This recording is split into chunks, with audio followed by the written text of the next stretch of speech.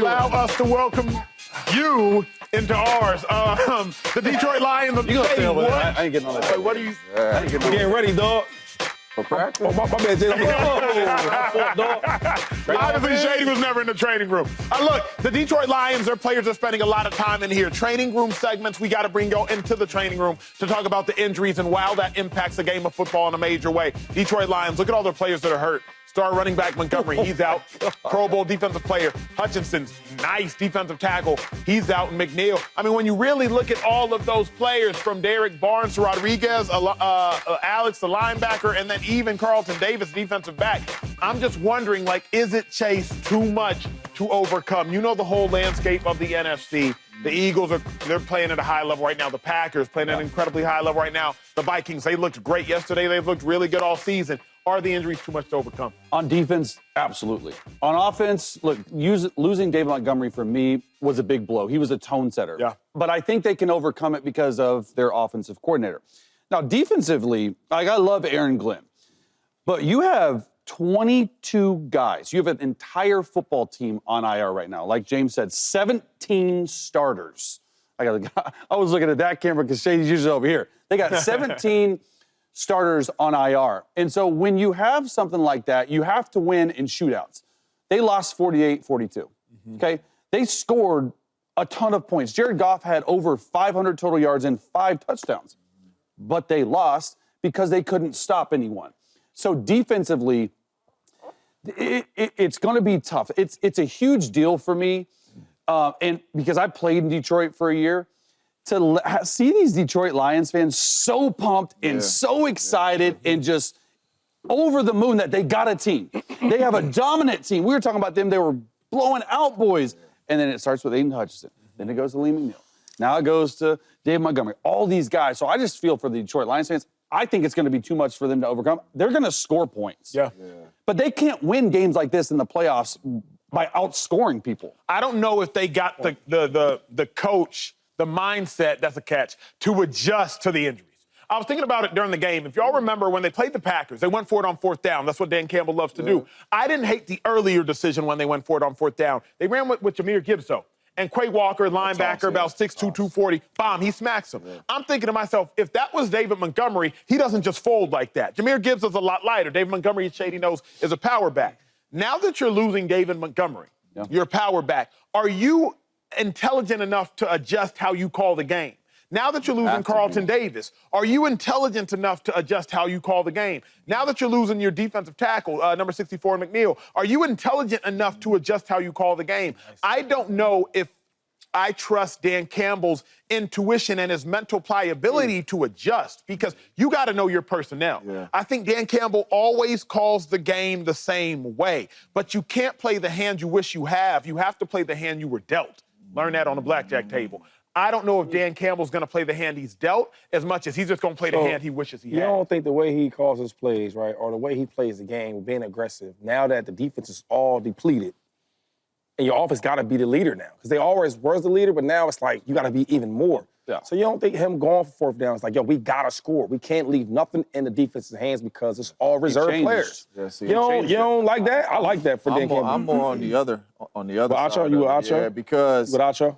Yeah, because you with Acho? Yes, because your defense can't be short fields now if you don't get it. At least the defense was playing at a very high level. They had them playing. You know what I'm saying? So you can be like, hey, man, I can believe in Aaron Glenn and the defense to get a stop if I give you a short field. They don't have that luxury now. In the NFC, they got quarterbacks. Matthew Stafford could score. Jordan Love could score. Baker Mayfield could score. We just seen him put up 40 on the Chargers defense, right? Obviously, Jalen could score, but these quarterbacks can score. You don't want to give these quarterbacks short fields. Coaching is going to be key. But the main thing for me is the answer is no, because I don't know if Jared Goff can do it. The year we won the Super Bowl, we lost 17 starters, right? In the Super Bowl, we lost Charles Woodson and Donald Driver. I knew that. But it's one dude who covered all that up, and that was 12. Can Jared Goff be that dude? I don't know if Jared Goff can be that dude consistently in the playoffs. And the main reason why I say that because we seen him throw 5 picks and we see him throw 5 touchdowns. Can you be that 5-touchdown dude consistently and be that guy to lead a team consistently? I don't know. Your offense. And I ain't seen it. Yeah. Your offense probably had more weapons, but I don't think your offense was as complete as this offense. It was more complete because the dude throwing it was more complete than everybody. What I'm saying is, like, they throw the ball, they run the ball. The offensive line is one of the second best in football. So when you have all that, I mean, But the only reason why I'm trying to tell you is Aaron was playing like Josh. I get that part, James Jones. But what I'm saying is, if you don't have the luxury of having Aaron Rodgers back then, not the Aaron Rodgers now, but back then, but you got a solid team, you got a really, really good coordinator. We're not going to have a coordinator like that. The coordinator's good. Great coordinator. You got a really good quarterback, right? You got the second best offensive line in football, right? Really good running game with some explosive Jahmyr Gibbs back there. And then your wide receivers ain't no slouches, James. They do got all pro. They do got some speed. So my thing is, when you come to play the Lions, you know the offense is like that. They're going to score points. Yeah.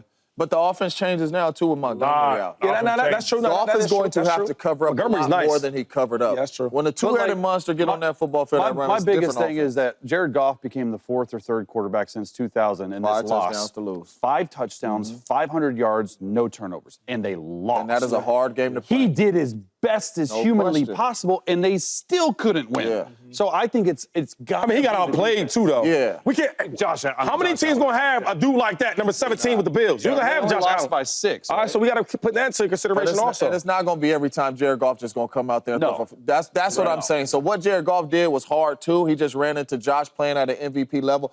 I don't know if Jared Goff can sustain that. I have not seen him sustain that and really just say, put the team on my back consistently. I have not seen it. Real quick, before this last game where these other guys got injured, right, for the Lions, were y'all that big on the Lions defense? This season, they've been playing great. Before they got hurt, they were top. Yeah, I know. That's a total yards per That's game. what the number's going to tell you. But what I'm saying is when you watch them play, though, right? Play a lot of man coverage. So if I'm an offensive, I'm about to get there. If I'm an offensive coordinator and I got to play the Lions, right? I don't care what the numbers tell y'all, because I know y'all love stats. Are you scared to play against them? Not since they lost Hutchinson. Hutchinson and Because that's why they was playing a lot of man. After Hutchinson, because he got hurt early in the year. So I'm saying when they still was rolling, they still was I winning. wasn't scared of them, no. I ain't scared of them. The secondary, I'm not scared of doing the secondary. scared of them. Come on, But like, they was let's be playing honest here. Come on. Shady, I would suggest that the Vikings are the most disrespected team in the National Football League. I mean, the Vikings have the same record as the Detroit Lions, the same record as the Philadelphia Eagles, but we do not talk about the Vikings in the same light. I do understand they have a quarterback who has not proven it over the course of years. I get all that. I do understand that this is a younger team as it pertains to playoff experience. I get all that. But 12 wins through 14 football games is incredibly hard to do. I think the Vikings are the most disrespected team in the NFL. You could suggest they're one of the most disrespected teams over the last 10 years. Offensively and defensively, I think they have the best offensive and defensive mind in football, second to only Andy Reid and Steve Spags currently. I mean, what Kevin O'Connell's doing, what Flores is doing, they're on another level. I think they need more respect. I believe that. I think they are the most disrespected team in football, right? But real quick before I go into this topic, you talk about body language. Yeah. Do y'all remember the body language from Sam Darnold? What? Was it good? I mean, seeing ghosts, he didn't want to play out. And now look at him, right? I'm seeing ghosts. Think about your teammate. He said, you know how he said, I'm just seeing ghosts. You like, yo, coach. We cannot play with him. Can't do that. You get what I'm saying? So, yo, come on, man. All I'm saying is, like, don't forget. Bill had it tricked up. But, yes, they are disrespected, but I know why they're disrespected. Why? When they had that playoff year where the Giants beat them, Yeah. nobody was surprised the Giants beat them. We said Giants shouldn't beat them, but if they did, we won't be surprised. Every game they won was, oh, they got lucky. Oh, how they beat them. Oh, they got this, they got that. It's the same thing now. Your starting quarterback is Sam Darnold. That's already hard to even sell. Yo, I'm going to sell you this right here. The Vikings is a really, really good team, great defense, got all pro wide receivers, et cetera, and the quarterback is Sam Darnold. Do you believe that? Nobody's going to say yes, give me that. And they're doing it now, right? So I do think they have good coaching on both sides of the ball, on defense and offense. The quarterback is playing good enough. Superstars everywhere, right? Running back, wide receivers. But I think with the quarterback and the team, it's just like something about them Vikings. I got to see more to believe it. I do think they are a good team, but it's hard for me to buy something when Sam Darnold is your starting quarterback. That's just the truth. Maybe 2-3 years from now, okay, well, the same, you know, this is real. But I can't forget how bad you used to look. I don't know if y'all forgot. I don't ever forget. I got good memory. So you're not buying them because of Sam Darnold? My memory. I mean, could you? I can. Real quick, before the year started, if I told you, listen, He's like, are you serious? if I said, Chase, the Vikings going to be really, really good. Oh, they lost 2 games this year? 2 games this year, 12-2, right? and they're going to go to playoffs, this and that, third, and their starting quarterback is going to be Sam Darnold. Yeah. And be real. Don't do all that. Oh, I thought you was going to ask me, Shady, get your bookie. Get your bookie. What you got? I'd be like, I wouldn't believe it. You would take that bet. Oh, yeah. That's what I'm saying. Yeah. In the playoffs, you think people scared to see the Vikings? I don't think they're the most disrespected team in football. I think Aaron Jones's Packers are. Okay. And that's for a different conversation. Yeah. But I do think Sam Darnold's probably the most disrespected quarterback in the NFL, though. Well deserved. And if you look at their like we would say Jared Goff in the middle of the year, the way he was playing, he was in the MVP race. Yes, sir, of course. And some would say he can finish top 5 by the way he just had 5 touchdowns. Sam Darnold's 12-2, Jared Goff's 12-2. Mm-hmm. Sam Darnold's completed 69% of his passes, Goff is at 71. 30 touchdown passes for Goff, 28 for Darnold. Both have 10 picks, same passer rating.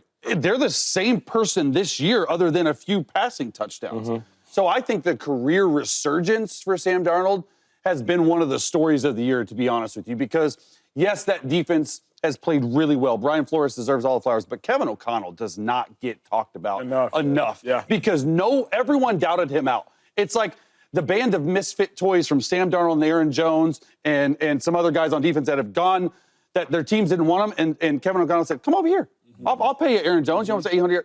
Oh, Sam Darnold, I'm going to make you a 12-win quarterback in 14 games. He should absolutely be up for an extension. He should get his extension. He's one of the few head coaches to have 2 12-win seasons in his first 3 years as a head coach. Yeah. We don't talk about them. They win. They win. Now, they got to win in the playoffs, but what they're doing right now is super impressive. Yeah, you forgot to put on Jared Goff a Super Bowl and 2 NFC championships. Super Bowl loss. Right? Because Super Bowl, yeah. Good job, James. Super Bowl loss. Because that's why we don't believe This year. in Sam Darnold, because This year. he ain't did nothing. He ain't been to the playoffs. This year. Played in a playoff game. God. No, we're not disrespecting the Minnesota Vikings. I just got a question for you. Where are we expecting Minnesota Vikings to go? Crit. Maybe. Because nobody up here said they're a bad football team. We give them credit. We don't talk about them enough. We give them credit for being a good football team. We talk about their defense. We talk about Jay Jettis great all the football time. team. They're not a great football team. So you're telling me the only thing holding them back is Darnold? Because they have a great defense. The only thing holding them back have the best absolutely is one of the best Darnold, because receivers. Darnold ain't did that He's yet. doing it this year. Chase, we talking. He's doing it No, this year. He's playing well. It's a lot of dudes playing well. I'm talking about funny, we though, have Chase. not seen him do that in the postseason. Yeah, 100%. So do you expect him to go in the NFC, and if he see the Packers, the Lions, the Eagles, and those teams, that he can beat them consistently? Do you expect that? No, not Then we're not consistently. disrespecting them. Not consistently. Then we're not disrespecting them at all. They're a good football team. They're a great football team. They're a good football They're the team. 12 Second best record in football. If they were a great football team, you... No. 12-2. Hold on real quick. Hold on real quick. They have the second best record in football. Hold on. If they were... One win behind the Chiefs. If they... Eagles, great football team. Elite. And you will say going into the playoffs, they can win all them in a row, right? So why we ain't saying that about the Lions and you talking about great? This guy. Lions injuries. what we I would talking take the about? Vikings. Why over we ain't Lions. saying about the Vikings if they were great? Because they're a good football team and the quarterback is playing good football, right? That's what they're doing right now. We're not disrespecting them because nobody, well, I'll speak for myself. I don't think they're going into the playoffs and to win 3 of these games in the NFC with I don't Sam either. Darnold and go to the Super Bowl. So I don't see where the disrespect is coming. Sam Darnold has revived his career. Kudos to Sam Darnold. He's playing really good football. And we can't deny that. But disrespect, we're not disrespecting them. I think we're giving them some props. I just want to man. be respectful, right? Because I don't disrespect nobody, but Chase loves certain players. It's crazy. But in the playoffs, right? Because What players I love? the Hurry one... up, Shady. Okay, real quick. So we going to take your boy Sam over Goff in the playoffs? No. No, Jalen Hurts? of course not. Goff maybe because of the injuries. There's 22 people. No. I'm done, yo. The answer's Oh, no. I'm done, Keep dog. Come on, going. man. Quit listening to the Yo, quarterback. love. Get you off your game. No. No. Love. Okay. Matthew Stafford. Absolutely not. Baker? No. Yeah. That's where it gets. But you see what I'm Baker? saying? So when you say disrespectful, like, I got to roll with the good quarterback, yo.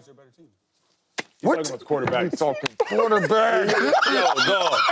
What up, YouTube family? Welcome to the facility. Thanks for watching, and you better be sure to hit that subscribe button if you want to get more highlights from the show and all of our exclusive content.